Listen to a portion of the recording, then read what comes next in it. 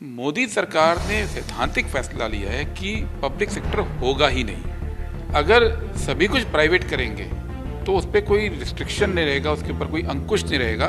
तो public sector अंकुश लगाने का काम भी करता था, वो अंधाधुंध मुनाफाखोरी को भी रोकता था। मोदी सरकार बोल रही हमने निजीकरण नहीं किया, हम जो है इसको बेच नहीं रहे हैं, हम मोनेटाइज कर रहे हैं। लेकिन ये शब्दों का हेर फेर है। अगर आप देखें तो मोनेटाइज का मतलब सीधे सीधे गिरवी रखना भी कह सकते हैं, या आप 100 साल के लिए बेच रहे हैं, में 2-3 घराने रहें और वो घराने ही सब कुछ कंट्रोल करें और उन घरानों की मार्फत आप आर्थिक उन्नति की बात करें। मोदी जी शायद इसमें बिलीव करते हैं, इस मॉडल में वो यकीन करते हैं। ये बात बार बार सामने देखने को आई। नोटबंदी होने के बाद से जो लगातार सरकारी नीतियाँ रही, आप देखिए कि देश की जो आर्थिक ग्रोथ है वो 8% से 7 हुई, 7 से 6 हुई, 6 से 4 हुई, 4 से -7.5 हुई। बेच कर पैसा इकट्ठा करना चाह रहे हैं अपने खर्चे चलाने के लिए। जब पीएसयू नहीं होगा तो रिजर्वेशन नहीं होगा, पीएसयू नहीं होगा तो एफर्मेटिव एक्शन नहीं होगा, क्योंकि प्राइवेट में तो आप रिजर्वेशन की बात नहीं कर रहे हैं। आप देखिए कि पिछले 1 साल में, सवा साल में 6 एयरपोर्ट का निजीकरण हुआ, 6 के 6 अडानी के पास गए। रेलवे में अभी आप देखिए, आज भी फोटो आ रखी थी, लोकोमोटिव में अडानी आ गए। बिल पास होने से पहले ही जो साइलोज, जो बड़े बड़े भंडारण के जो सिस्टम होते हैं, वो अडानी के हो गए। तो सब कुछ एक व्यक्ति पे जा रहा है। लेकिन इस साल बोला क्या कि अब ओएनजीसी के पास तेल के कुएं की रिसर्च करने के लिए, शोध करने के लिए पैसा नहीं बचा, तो तेल के जो कुएं हैं भारत के अंदर वो प्राइवेट कंपनी को दे दीजिए। पिछले साल केवल कॉरपोरेट सेक्टर को टैक्स में जो छूट दिया मोदी सरकार ने, वो 1,45,000 करोड़ थी, लगभग 1.5 लाख करोड़। यानी जितनी छूट आपने कॉरपोरेट सेक्टर को टैक्स में दे दी, उतने ही पैसे को एक्स्ट्रा कमाने के लिए आप पूरे देश की संपत्ति बेच रहे हो 1 साल में। ये कैलकुलेशन भी तो देश के सामने रखनी पड़ेगी ना। वही 1.5 लाख करोड़ आप वसूलने के लिए पूरी संपत्तियां बेच रहे हो, और वही 1.5 लाख करोड़ आपने छूट दी कॉर्पोरेट सेक्टर को, और वही 1.5 लाख करोड़ आपने पिछले 1 साल में पेट्रोल डीजल पे टैक्स एक्स्ट्रा बढ़ा के जनता से भी वसूल लिया। आज टैक्स टेररिज्म भी है। आज अमीर से अमीर आदमी परेशान है और गरीब से गरीब तो खैर परेशान है ही। इनकी कोशिश ये हो रही है कि इसको इस तरह से पैकेज कर दें कि भाई ये तो देखिए आपके हालात हमेशा से ऐसे थे, मोदी जी रहेंगे तो कम से कम कुछ लोगों को ठीक करके रखेंगे। ये नैरेटिव चलाएंगे, लेकिन इस नैरेटिव की एक सीमा है।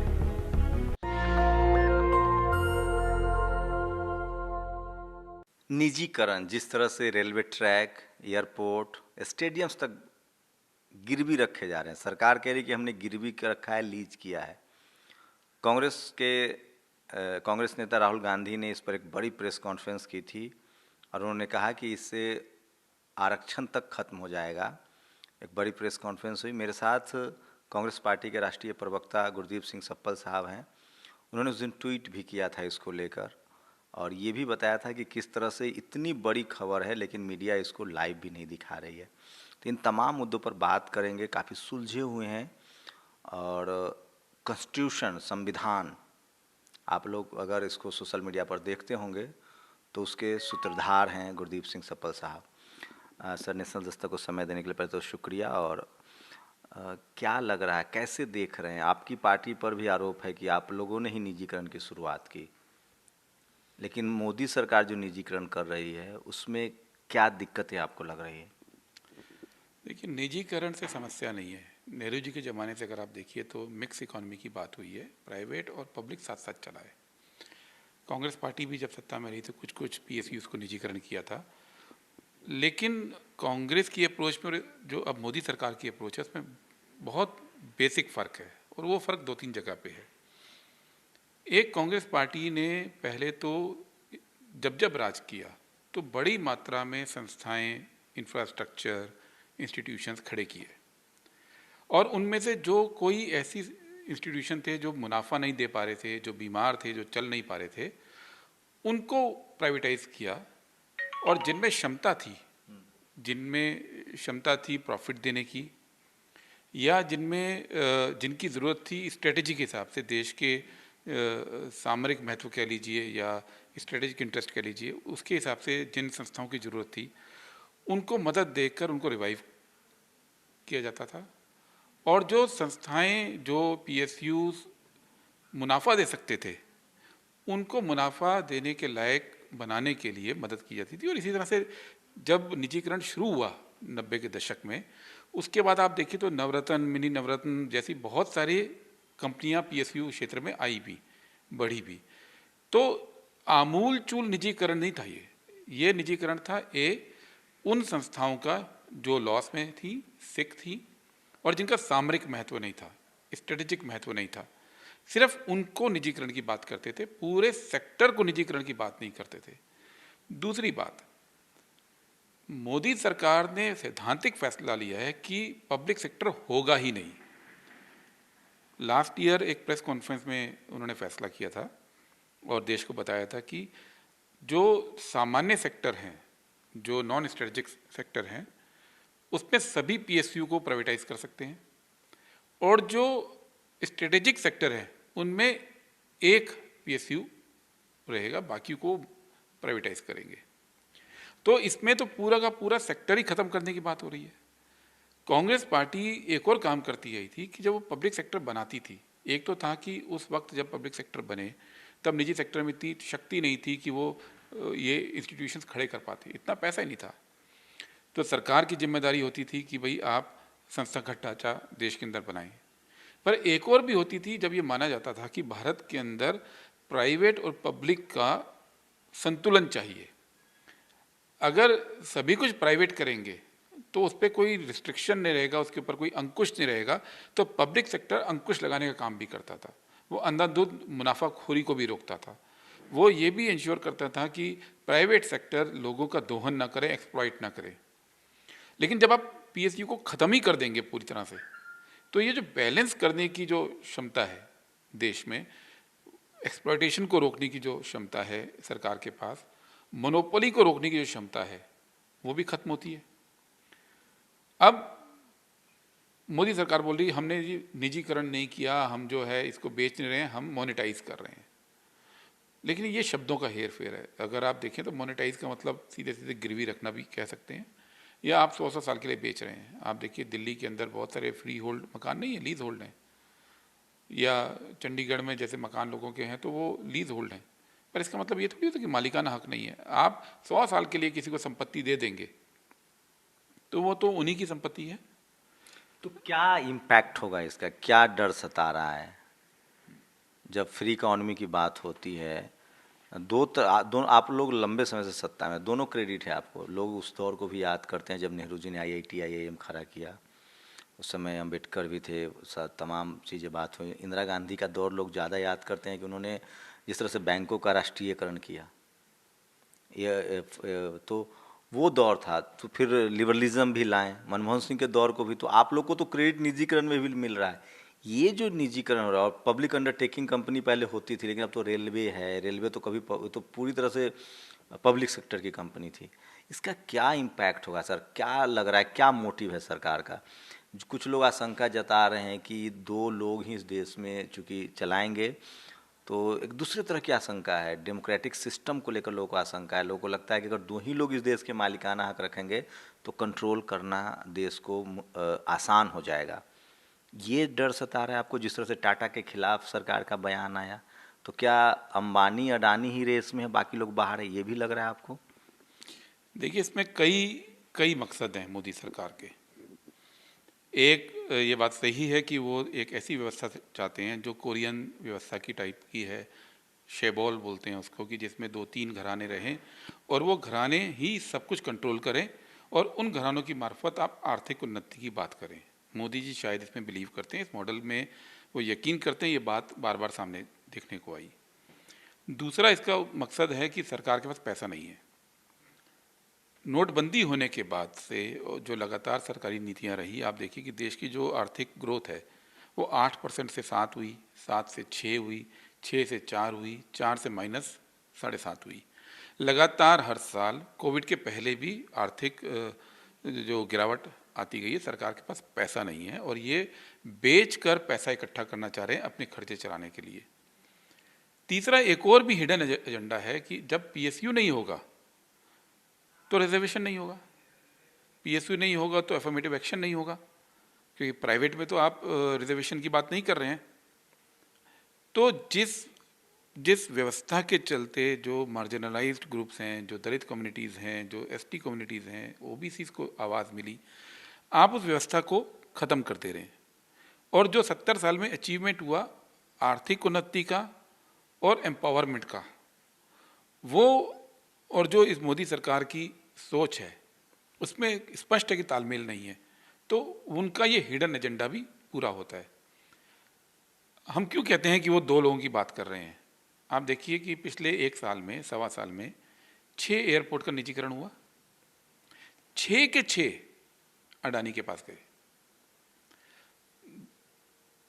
12 के 12 पोर्ट जो हुए हैं, अभी पीछे बने हैं, जिसमें कुछ उसने बनाए, कुछ निजीकरण हुआ, वो अडानी के पास है। 24% पोर्ट। जो रेलवे में अभी आप देखिए, आज भी फोटो आ रखी थी, लोकोमोटिव में अडानी आ गए।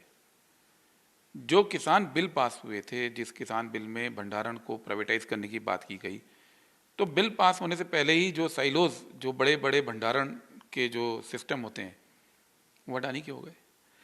तो सब कुछ एक व्यक्ति पे जा रहा है।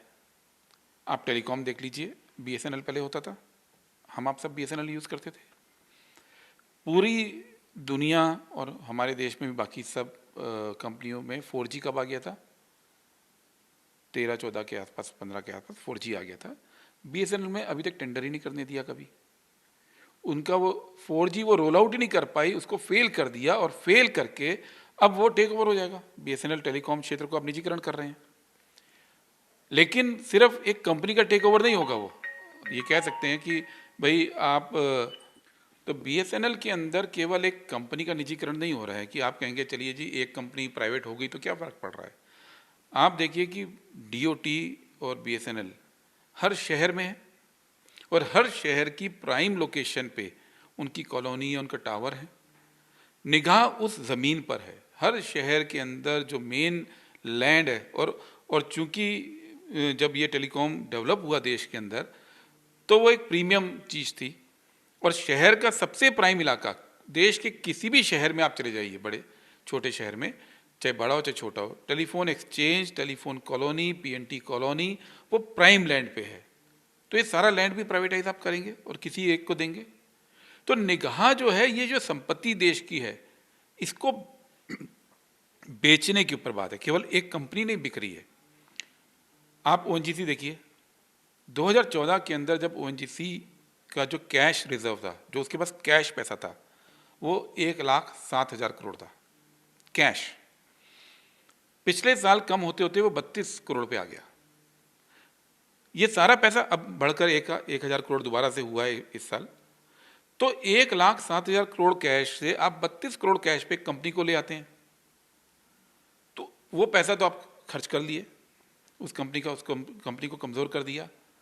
लेकिन इस साल बोला क्या कि अब ओएनजीसी के पास तेल के कुएं की रिसर्च करने के लिए, शोध करने के लिए पैसा नहीं बचा, तो तेल के जो कुएं हैं भारत के अंदर, वो प्राइवेट कंपनी को दे दीजिए। तो 7 साल के अंदर लगातार आप एचएएल को देख लीजिए, उसको कमज़ोर कर दिया। जो कंपनियां हज़ारों हज़ार करोड़ मुनाफा कमाती थी, उन कंपनियों को पिछले 7 साल में एक एक करके कमज़ोर किया। कभी आप अलग से बात करें, मैं डिटेल में बात कर सकता हूं इस बारे में। और अब वो सब सेक्टर को आप प्राइवेट में देना चाह रहे हैं। तो एक तो सरकारी क्षेत्र, ये सब मोदी सरकार का ओनरशिप नहीं है ना, ये देश की संपत्ति है। आप देश की सारी संपत्ति केवल कुछ घरानों को दे देंगे, खासतौर पे 2, या आप उसमें बाबा रामदेव जैसे और 2-4 जोड़ दीजिए। ये संपत्ति 70 साल में भारत के टैक्स से बनी है, लोगों के पैसे से बनी है, और इस सबको आप बेच रहे हो। किस दाम पे बेच रहे हैं? खुद वित्त मंत्री ने कहा कि 4 साल में 6 लाख करोड़, ये इनका एस्टिमेशन है। इससे कम भी हो सकता है, थोड़ा बहुत बढ़ भी सकता है, वो फाइनल जब प्रोसेस चलेगा तब होगा। 1 साल में कितना? 1.5 लाख करोड़। पिछले साल केवल कॉरपोरेट सेक्टर को टैक्स में जो छूट दिया मोदी सरकार ने, वो 1,45,000 करोड़ थी, लगभग 1.5 लाख करोड़। यानी जितनी छूट आपने कॉरपोरेट सेक्टर को टैक्स में दे दी, उतने ही पैसे को एक्स्ट्रा कमाने के लिए आप पूरे देश की संपत्ति बेच रहे हो एक साल में। ये कैलकुलेशन भी तो देश के सामने रखनी पड़ेगी ना।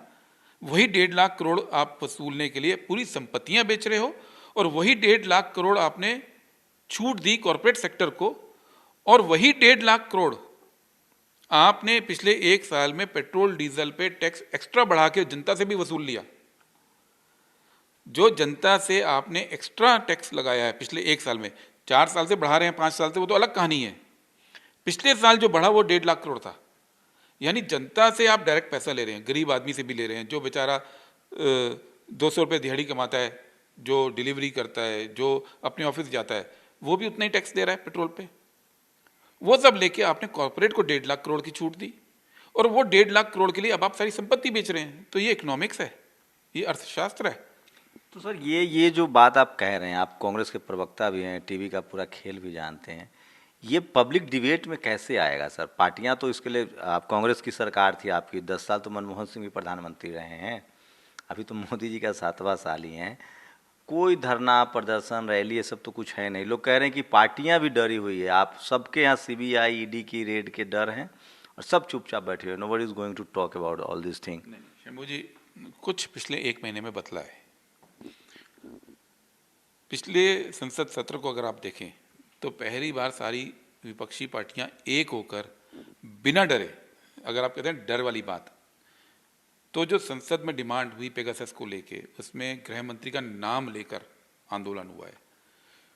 तो पार्टियों में ऐसा नहीं है, क्योंकि इतनी डिक्टेटरशिप वाली सरकार आ गई जिसने पूरे मीडिया को कंट्रोल किया हुआ है, पूरे कम्युनिकेशन को कंट्रोल किया हुआ है, तो उससे निपटने के लिए रास्ते ढूंढने में वक्त लगता है। लेकिन पिछले एक महीने में जो सेशन चला उसमें सब एक हुए।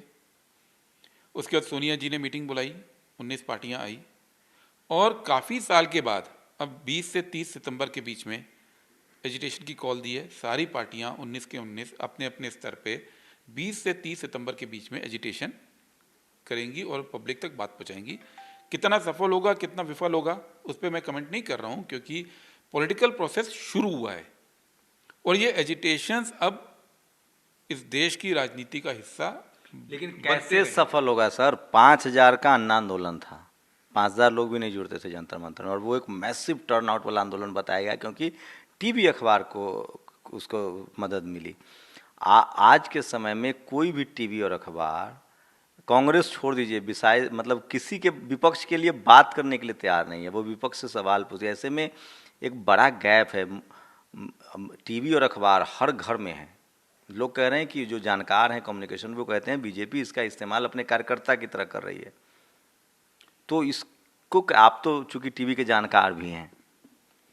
देखिए, मीडिया जो है हमारे यहाँ जो रोल प्ले कर रहा है, लार्जर ज़्यादातर मीडिया, वो सबके सामने है। लेकिन आप सिर्फ उनको शिकायत करके, शिकायती लहजे में, बेचारगी में बात करके तो राजनीति देश में कर नहीं सकते हैं। ये तो राजनीतिक पार्टियों को जो आंदोलन की रूपरेखा बननी शुरू हुई है, इसको ज़मीन पे उतारना पड़ेगा। पब्लिक में जाके आंदोलन जैसे जैसे होंगे तो इन मीडिया को मजबूर भी कर सकेंगे, और नहीं भी मजबूर करेंगे तो डायरेक्ट कम्युनिकेशन का अब वक्त है। राजनीतिक पार्टियों का और पब्लिक के बीच में कम्युनिकेशन, उसमें चाहे सोशल मीडिया है, चाहे आप जैसे प्लेटफॉर्म है, चाहे ऑल्टरनेटिव मीडिया है, उसकी ज़रूरत पड़ेगी। लेकिन शुरुआत होगी आंदोलनों से। जब आंदोलन होते हैं ना, ये बात सच है कि पूरे मीडिया ने किसान आंदोलन को ब्लैकआउट किया, लेकिन जब आंदोलन चरम पे पहुंचा तो पब्लिक को पता है। या कोविड में पूरे, आप कौन से राज्य से आते हैं? मैं बिहार से आता हूँ। आप बिहार से आते हैं, तो बिहार में कोविड को लेके जो भी कवरेज दिखाई गई वो मिनिमल थी, बहुत न्यूनतम थी। या यूपी में न्यूनतम, लेकिन हर गांव में लोग मरे हैं। अब आप भी पता कीजिए तो हर गांव के अंदर मृत्यु हुई है। तो लोग भी अपने हिसाब से निष्कर्ष निकाल रहे हैं। मोदी जी को जो फायदा पहुंचा 5 साल में और जो पॉपुलैरिटी बढ़ी, उसमें एक तो ये कि आपने नफरत फैलाई, नफरत फैला के अपना काम चलाया, आपने मीडिया को कंट्रोल किया, मीडिया ने नफरत फैलाने में आपका साथ दिया। ये तो एक पक्ष है। दूसरा पक्ष ये भी है कि जो यूपीए सरकार के टाइम पे ग्रोथ हुई थी, और एक आम आदमी इस देश में, आम परिवारों में खुशहाली आई थी। 2004 के बाद ही लोगों के पास गाड़ियाँ आई थी, 2004 के बाद ही गाँवों के अंदर बाइक्स आई ज़्यादा हर घर के अंदर, 2004 के बाद ही लोगों ने ब्रांड पहनने शुरू किए, 2004 के बाद ही लोगों के पास एसी लार्ज, आप अपने इर्द गिर्द भी देखिए 2004 के पहले कहाँ इतना होता था। और लोगों पे घर हुए, समृद्धि आई। उस समृद्धि का मोमेंटम 4-5 साल चल गया। मनमोहन सिंह जी के टाइम पे लगभग 27 करोड़ लोग गरीबी रेखा से बाहर आए।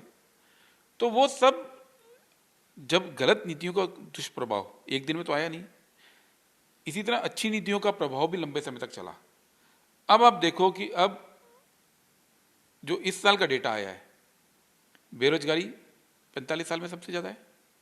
मोदी सरकार की जो नीतियां आई हैं उसका असर अब दिखना शुरू हुआ। इसके पहले तो मनमोहन सिंह की नीतियों का फायदा उठा रहे थे ये। अब जो पीढ़ी जवान होगी 7 साल में, एक नई पीढ़ी आ जाती है 10 साल के अंदर, उसके पास जॉब्स नहीं है, कहीं कोई जॉब नहीं है। CMIE का डेटा देखिए तो 9 करोड़ 90 लाख मिडिल क्लास थी, एक साल में उसमें से 3 करोड़ 30 लाख कम हो गए, यानी मिडिल क्लास में भी 1/3 लोग अब गरीब हो गए। तो ये जो चीजें हैं ये तो मीडिया नहीं दबा सकता ना, ये तो लोग महसूस कर रहे हैं ना। आज आप अपने इर्द गिर्द कोई देख लीजिए परिवार, नौकरी किसको लग रही है। मैं सिर्फ सरकारी नौकरी की बात नहीं कर रहा हूँ, तो जीरो हो गई सरकारी नौकरी, तो कॉन्शियसली जीरो कर दी गई। प्राइवेट सेक्टर में भी नौकरियां कहाँ हैं? इवन अगर पकोड़े भी बोलोगे तो आप पकोड़े भी नहीं तलने के लिए आपके पास बचे, क्योंकि महंगाई इतनी है कि अब पकोड़े का धंधा भी वाइबल नहीं रह गया। तो ये जो दुष्प्रभाव हैं मोदी जी के, जो नीतियां रही हैं, आज एक भी MSME वाला चैन से नहीं जी रहा है। जिस MSME में एवरेज 100 लोग एम्प्लॉयड होते थे, आज वो एम्प्लॉयमेंट जनरेशन 10 का रह गया है। सपा साहब, एक सवाल, हिंदू मुस्लिम अब तो अफगानिस्तान भी इंक्लूड हो गया, वो चलेगा लंबे समय तक, मीडिया के पास सबसे बड़ा हथियार। ये जो अनएम्प्लॉयमेंट, बेरोजगारी और प्राइवेटाइजेशन कह रहे हैं, ये हिंदू मुस्लिम के आगे नहीं टिक पाएगा। उनके पास टूल है, तो कांग्रेस की कोई स्ट्रैटेजी है? और आप जैसे प्रवक्ताओं की ज़रूरत है जो कम से कम पूरे मीडिया के खेल को समझता है। देखो, लोगों को एक बात समझाने की ज़रूरत है। हम परिवार में भी रहते हैं ना, अगर परिवार में भी कलह होती है ना तो खुशहाली नहीं होती, तरक्की नहीं होती। देश भी इसी तरह होता है। देश में अगर कलह होगी, जैसा ये हिंदू मुस्लिम करते हैं, ताकतवर जितनी मर्जी हो, कलह एक ऐसी चीज़ होती है जो लोगों की भावनाओं को भड़का सकती है। लेकिन कोई भी मुल्क आप दुनिया का देख लीजिए, अगर वहाँ पे शांति नहीं है, कोई मुल्क अगर वहाँ पे अंदरूनी कलह है तो तरक्की नहीं करता। परिवार हो या देश हो, तरक्की के लिए ज़रूरी है शांति। परिवार में भी सब लोग एक जैसे नहीं होते हैं, लेकिन एक दूसरे के साथ रहना सीखते हैं, एक दूसरे की कमियों के साथ, एक दूसरे की खूबियों के साथ एडजस्टमेंट करते हैं, तब जाके वो आप चैन भी से भी जीते हैं और आपकी ग्रोथ भी होती है। यही देश के साथ भी है। ये देश ने देख लिया हिंदू मुस्लिम का ये बढ़ाएंगे, इनके तर्कश में एक ही तीर है ना, वो एक ही तीर है हिंदू मुस्लिम का। लेकिन आज हिंदू मुस्लिम का आप सोचते हैं कि पश्चिमी यूपी में चला पाएंगे? मुझे बता दीजिए। आज की तारीख में पश्चिमी यूपी में जाके, जहाँ किसान आंदोलन, घर घर से किसान रोटेशन पे आते हैं बॉर्डर पे, हर 15 दिन में फैमिली से एक बंदा आता है, दूसरी फैमिली उसका काम संभालती है, वहाँ पे आप हिंदू मुस्लिम करके दिखाइए। जो नफरत की चीज़ें होती हैं उसको काटने के लिए केवल एक ही तरीका है, लोगों से बातचीत करना और लोगों के रियल इश्यूज को उठाना। तो सितंबर महीने में आप लोग आंदोलन के मूड में जा रहे हैं, आपकी पूरी पार्टी? सितंबर 20 से 30 तक कॉल दी है 19 की 19 पार्टीज ने, और आंदोलन अलग अलग विषयों पे पूरे देश में खड़ा करने की कोशिश है। और ये एक बार में नहीं होगा, अब आप ये मानिए कि लगातार ये चलता रहेगा, क्योंकि अब लोग त्रस्त हो चुके हैं। ये हिंदू मुसलमान करते रहेंगे, इनके पास कोई और तरीका नहीं है। सिर्फ हिंदू मुसलमान नहीं, नफरत जहाँ भी बो सकते हैं वहाँ बोएंगे। लिबरल वर्सेस कंजर्वेटिव, ठीक है ना, आस्तिक वर्सेस नास्तिक, नेशनल वर्सेस एंटी नेशनल, ये नए नए शब्द ढूंढते हैं और हर शब्द का एक ही इस्तेमाल होता है कि भाई नफरत फैला दो। लेकिन लोगों में अल्टीमेटली आज की तारीख में आप मुझे बता दीजिए चैन है लोगों की ज़िंदगी में? यूपीए की सरकार जब चल रही थी, जब ग्रोथ हो रही थी, जब लोगों को नौकरियां मिल रही थी, जब सामाजिक शांति थी, तो चैन भी था ना। आज टैक्स टेररिज्म भी है, आज अमीर से अमीर आदमी परेशान है और गरीब से गरीब तो खैर परेशान है ही। इनकी कोशिश ये हो रही है कि इसको इस तरह से पैकेज कर दें कि भाई ये तो देखिए आपके हालात हमेशा से ऐसे थे, मोदी जी रहेंगे तो कम से कम कुछ लोगों को ठीक करके रखेंगे, ये नैरेटिव चलाएंगे। लेकिन इस नैरेटिव की एक सीमा है। अब ये निश्चित तौर पे कांग्रेस हो या बाकी पार्टीज हो, उनको पब्लिक में जाके काम तो करना पड़ेगा। तो ये गुरदीप सिंह सप्पल साहब हैं जो लगातार अब कांग्रेस के प्रवक्ता हैं और बात करते मैं फिर कह रहा हूँ आपको बारीकी से तथ्यों को समझने की ज़रूरत है। डेवलपमेंट, विकास, ग्रोथ, निजीकरण, इस पर बात करनी पड़ेगी। टीवी में ये स्पेस कम है, टीवी में ये समय कम है। और गुरदीप साहब से मैं इसलिए भी बात करने आया था कि टीवी के जानकार हैं। अगर आप लोगों ने राज्यसभा टेलीविज़न पर संविधान देखा होगा तो वो इन्हीं की देन थी, जो घर घर में कंस्टिट्यूएंट असेंबली के सारे भाषण जो हैं वो पहुँचे हैं। अब कांग्रेस के राष्ट्रीय प्रवक्ता हैं और आप लोग समझिए, और ये एक बड़ा अनाउंसमेंट है कि सितंबर महीना जो है वो सड़कों पर प्रदर्शन का दौर आपको देखने को मिलेगा। आप लोग अपनी प्रतिक्रिया जरूर दीजिए कि कुछ और सवाल थे जो बाकी रह गए, हम लोग अगली बार मिलेंगे तो ज़रूर डिस्कस करेंगे। कैमरामैन आशीष के साथ शंभू कुमार सिंह, नेशनल दस्तक, दिल्ली।